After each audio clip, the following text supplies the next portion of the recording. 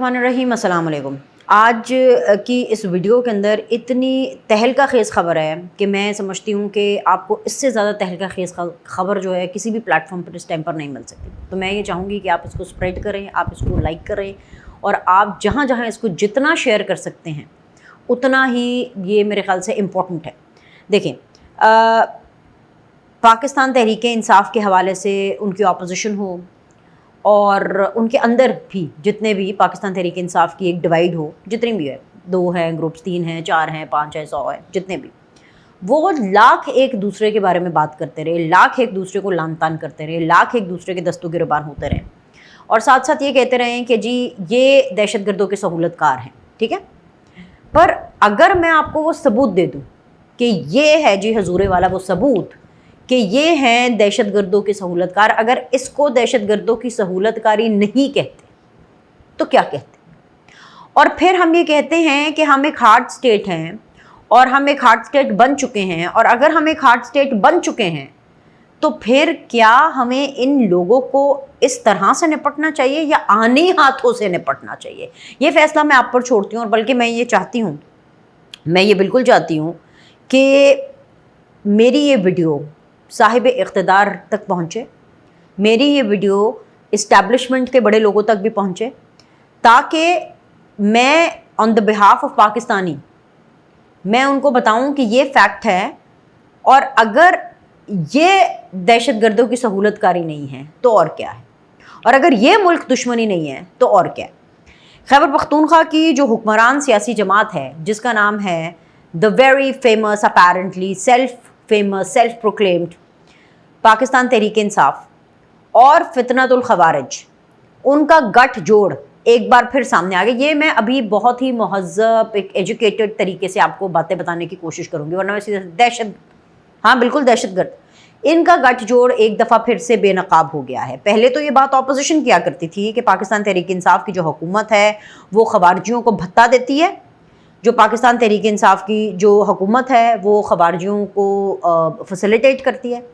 मगर अब 2 खवारिज की जो मंजर आम पर आने वाली ऑडियो लीक है उसने इन इल्ज़ामात की तस्दीक कर दी है।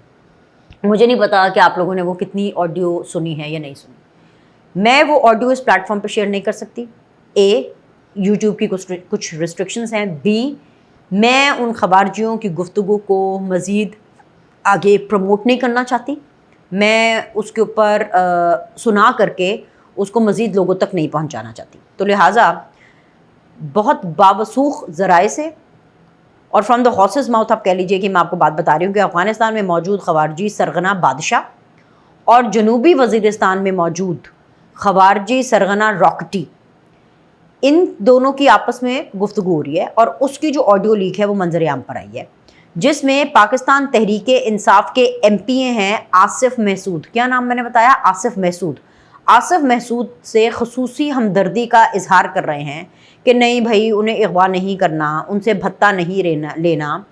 ऑडियो लीक में सुनाई दे रहा है कि फितनतुल खवारिज के रॉकेटी दहशतगर्द की जानिब से पाकिस्तान तहरीक इंसाफ के जो MP हैं आसिफ महसूद, उनको भत्ते का पर्चा देने पर अफ़गानिस्तान में बैठा जो खवारजी बादशाह है वो फौरी तौर पर मुदाखलत करता है और जी रॉकेटी को ये हुक्म देता है जनाब सीधा सीधा कि आसिफ महसूद को ना अगवा करना है, क्योंकि ये PTI का बंदा है, और ना ही उससे कोई भत्ता लेना है। क्योंकि ये PTI का बंदा है, और उसको जाने दिया जाए और तलाशी लेने पर उल्टा उससे माजरत की जाए।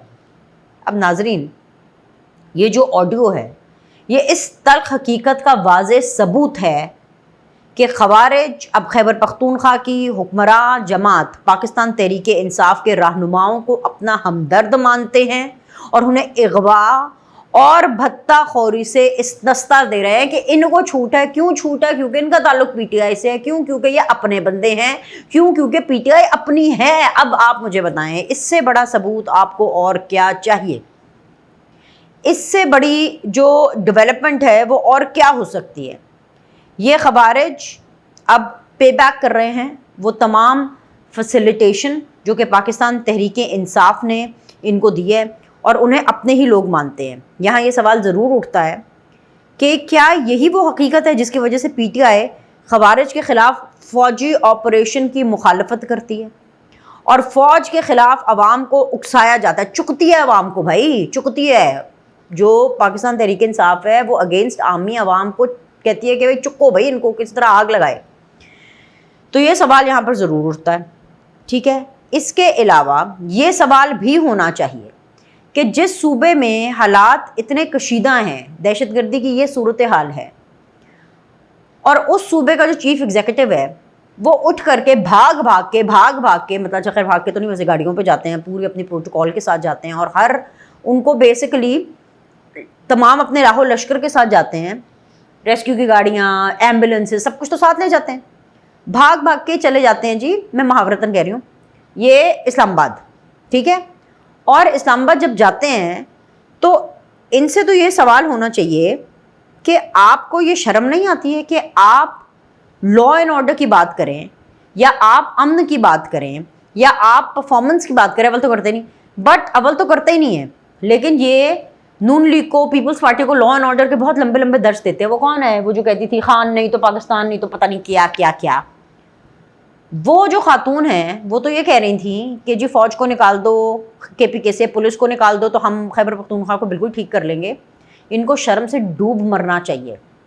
اس لیے میں ان کو کہہ رہی ہوں کہ ان کو شرم سے ڈوب مرنا چاہیے، کیونکہ ایک تو یہ آڈیو لیکس کا معاملہ، حالات اتنے سنجیدہ ہیں، اوپر سے جناب جی سہیل آفریدی صاحب چلے جاتے ہیں بھاگ بھاگ کر اسلام آباد. اچھا، اب ہوا یہ کہ اب یہ اسلام آباد گئے، کیوں گئے؟ کیونکہ جی منگل آپ کو پتہ نا میرا فیوریٹ دن، اس لیے کیونکہ اس دن ان کو خوب کٹ پڑتی ہے. اور کٹ کا میرا مطلب یہ نہیں کہ لٹرل معنوں میں ان کو کٹ پڑتی ہے، اس لیے ان کو اخلاقی طور پر، ان کو ایموشنلی، ان کو کافی زیادہ جو ہے نا ان کو یہ مار پڑتی ہے. گزشتہ روز کچھ ایسا ہی ہوا، کیونکہ سہیل آفریدی جو ہیں وہ گئے عمران خان سے ملنے کے لیے اڈیالہ، اور اڈیالہ کی طرف آئے تو اسلام آباد پولیس نے انہیں 26 نمبر چنگی پر روک لیا اور ریڈ زون کی طرف انہیں جانے سے روکا.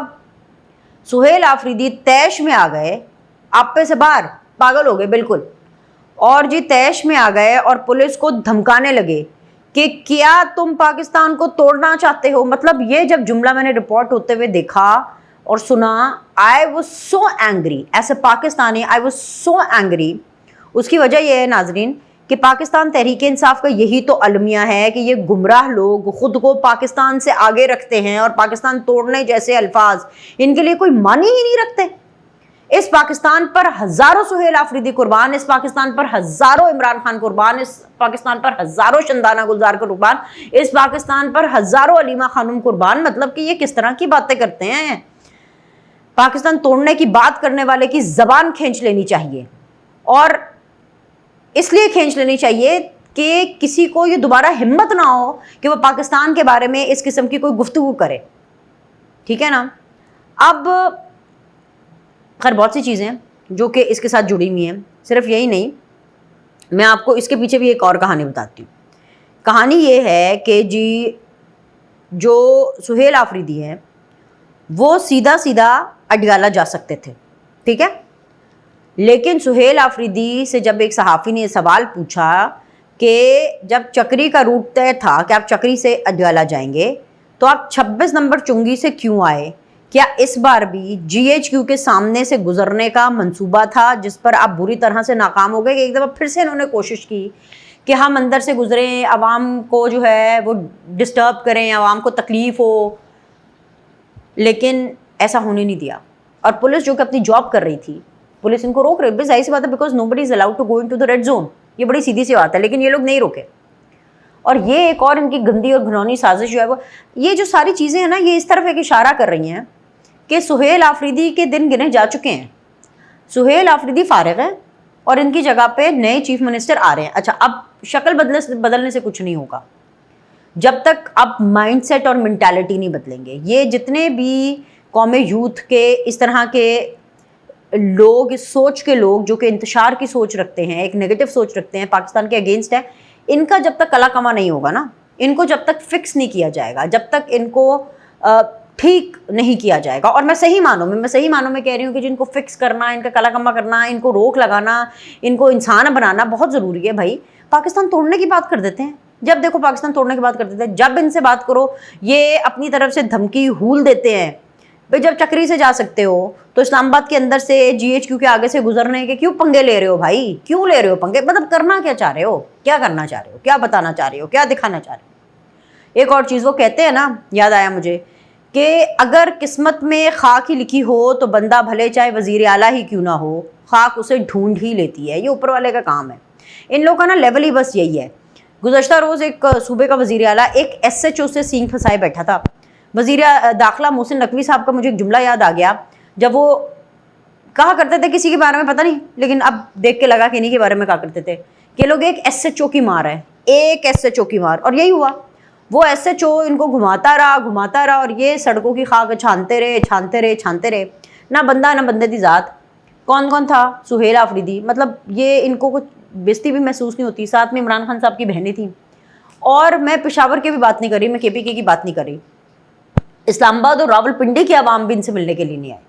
ایک SHO کی مار، ایک SHO نے بیسیکلی ان کو وہ گھوم گھمیاں دی ہیں کہ آگے سے ہوا. مطلب کہ اپنے صوبے کے حالات، اپنی چیزیں، آپ کی اپنے performance is very very very very below average اور کنسرننگ ہے. اور آپ الٹا اٹھ کر کے جاتے ہیں اپنے صوبے سے باہر آل دا وے اڈیالہ، اور وہاں جا کر کے آپ پنگے کر رہے ہیں پولیس والوں کے ساتھ. اور پھر وہاں پر جس طریقے سے زبان درازی ہو رہی ہے، جس طریقے سے طوفان بدتمیزی ہو رہی ہے، مطلب میں تو صرف یہی کہوں گی، وہ جو خواجہ آصف صاحب نے ان کے بارے میں ایک دفعہ بولا تھا کہ کوئی شرم ہوتی ہے، کوئی حیا ہوتی ہے، کوئی ایتھکس ہوتے ہیں، کوئی گریس ہوتی ہے. آج کے لیے اتنا ہی. لائک کریں، سبسکرائب کریں. اگلی ویڈیو میں ملتے ہیں.